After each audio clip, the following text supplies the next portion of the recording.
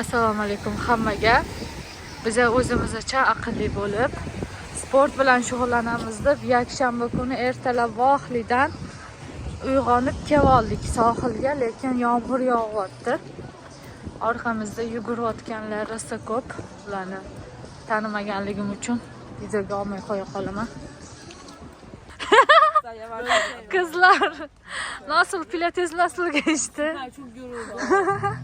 Aşırı yoruldum ya. Defne Hanım. Bir daha da. Ay arkadan bir sürü geliyor. Bu tarafa. Ben de koşuyorum. Günaydın.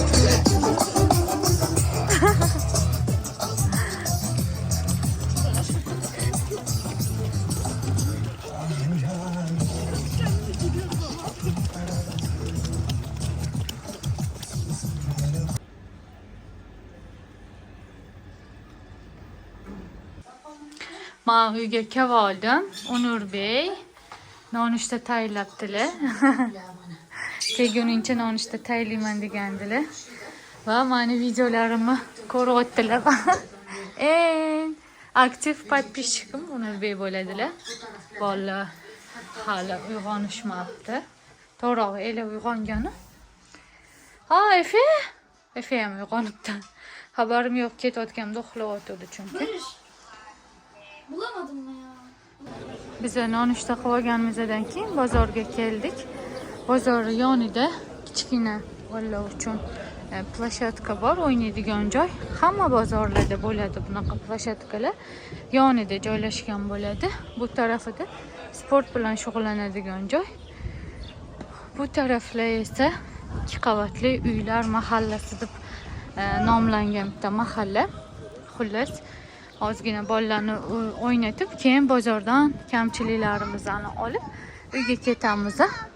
Bakıyorum kızım. Hadi. Gapim yana bo'linib qoldi. Nima demoqchi edim? Sizlarga bir narsa aytib bermoqchi edim, esimdan chiqib qoldi. Ela chaqirganligi uchun. Xullas, bozordan oladigan narsalarimizni olib uyga borganimizda ovqatlarimizni tayyorlab, ularni ham inshaalloh videoga olaman. Yoz kelayotganligi uchun sabzavotlar ko'paygan, mevalar ham chiqqan уже. Ular hammasini olishimiz kerak. Onur Bey yana bir hafta bu tarafladilar. Keyin esa Xitoyga ketadilar. Ular ketmasidan oldin butun ishlarimni tugatib olishim kerak. Qishki kiyimlarimni уже yig'ishtirib, keyin yozgi kiyimlarimni chiqarib olishim kerak. Ular ketganlaridan keyin faqat bolalar bilan ovora bo'lib qolib, yana narsalarimni, uy ishlarimni qilolmay ishlar, butun qishki nimalar qolib ketadi, kiyimlar. Aytgancha boya aytmoqchi bo'lgan gaplarimdan bittasi, meva va sabzavotlar bozori haftada bir marta quriladi. Bizning mahallamizda yakshanba kuni, bizdan ozgina uzoqroq joy bor. U yerda seshanba kuni Darajani markazi, payshanba kuni. Xullas, hammasini masofasi bor orasida. Hamma bir haftalik bozorligini qilib oladi-da. Shu bilan qolgan narsalarni marketlardan olishadi. Bozordan chiqib oldik. Uyga ketayotganimizda yana bitta parkka to'g'ri kelib qoldik. Kechgacha uyga yetib borsak bo'ldi. Dugonamni ham ko'rib qoldim. Biraz yaklaştırayım. Bir daha el. Atrofda semishka po'choqlari, musorlar, baklashkalar ham o'tirib olib afsusdash qilyapmiz. Bu yerda piknik qiladiganlar ko'p-da, o'tirib piknik qilishadi bolalar. Nima, parkda o'ynashadi. Lekin musorlarni tashab ketishadi-da. Eng yomon ko'rgan narsam Onur Bey pochchalari bor. Rosa yaxshi ko'raman-da. Shunaqa joylar ko'rib qolsalar, srazu atrofni tozalashga tushadilar. Qattiq borishlaridan qat'iy nazar. Uyga yetib borishimizga ozgina qoldi. Shu binoning orqasi uyimizda. Inshaalloh kechgacha yetib boramiz. Deyilmi Onur? Dema? Evet, katılıyorum. Mana bu qiz sumkasiga bir narsalar sovg'agan ekan. O'zicha parkda yasam oldilar. Bir bakabilir misiniz? Görmüyor bence. Uyga kelishim bilan tezda ovqat tayyorlashni boshladim. Piyozimni qorib oldim, fasolimni yuvib olib, tozalab bo'lib oldim 3-4 bo'lakka. Ustiga pomidor soldim, chesnok soldim, pripravalarni soldim. Yarim soatga qaynatganini qo'yib qo'ydim. O'zini suvidan pishdi. Ko'rganingizdek tayyor bo'ldi. Yoniga osh ham tayyorladik, turetskiy osh. Ovqatimizni hal qilib olgan bo'lsak, uy ishlariga ozgina kirishimiz kerak. Bolalarning xonasi bir ahvol bo'lib yotibdi, chunki qishki kiyimlarni yig'ishtirib yozgi kiyimlarni chiqarishim kerak. Bolalarni kichkina bo'lib qolgan kiyimlarini ajratishim kerak. Esinglarda bo'lsa, bu 2 qavatli kravat edi. Endi ajratib qo'ydim, chunki bolalar tepa qavatda yotgisi kelmayapti nimagadir. Agar yana oldindaqa yotishni xohlasa, yana ustma-ust qilib qo'yamiz. Pastda bolalarning o'yinchoqlari bor, ularni hammasini qaynonamning uyiga tushirib yuboraman. Chunki o'zi sig'mayamiz uyimizda, bilasizlar, kichkina. Bu o'zi aslida spalni edi, lekin spalnini kichkina xonaga olib o'tganman. Ko'rganinglardek, to'g'rimizda yana bino qurilyapti va ertalabdan kechgacha remontda ovozlari juda jonga tegib ketdi. Bemalol ish qilish imkonimiz ham yo'q. Chunki balkonga chiqsam, Onurbek srazu shartmas o't tozalashing kerak emas. Odamlar ishlashyapti deb rosa jahl qiladilar. Xullas, bo'tlarni yig'ishtirayotganimda ozgina sizlar bilan bo'lishay dedim. Har yili bizada bu oilada bahor tozaligi bo'ladi. Ham Qurbon hayiti yaqinlashyapti.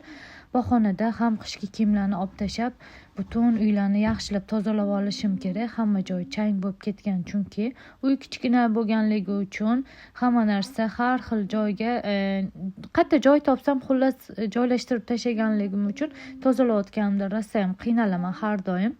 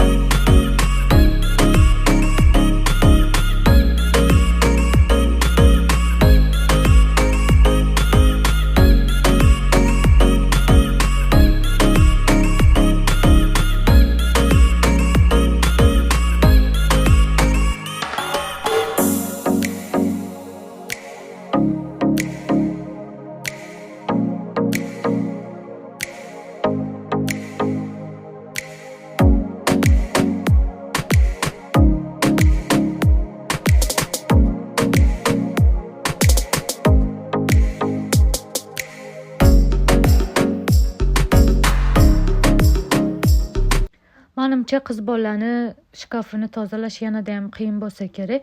Garderobini ko'rganinglardek juda ham to'lib ketgan. Na zakolkalari tugamaydi, na abadoklari tugamaydi, na taqinchoqlari, ko'ylaklari alohida, kolgotkalari alohida, xullas sportivniy kiyimi alohida, elani kiyimi juda ham ko'p ekan, shuni bildim, lekin juda ham ko'pini ajratib yaxshi holatda bo'lganlarini berib yuboraman. Yomon holatda yoki yirtilganlarini esa tashlab yubordim.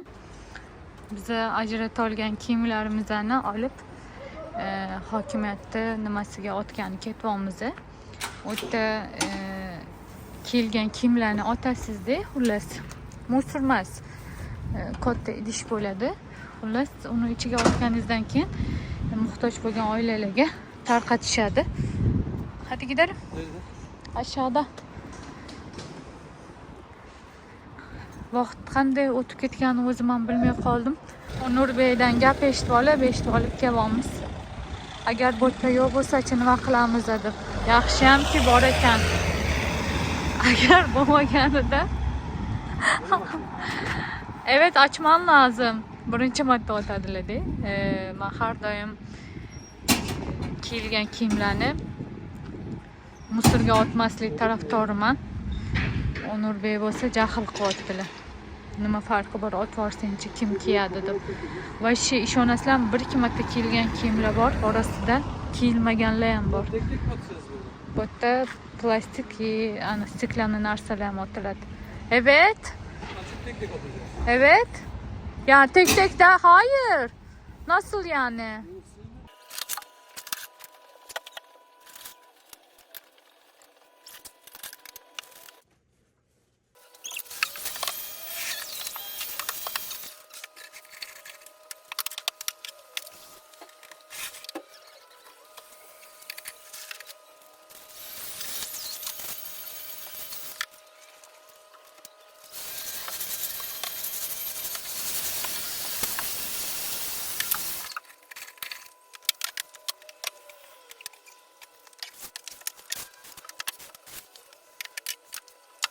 Bu xonani tozalash mani yarim kunimni oldi.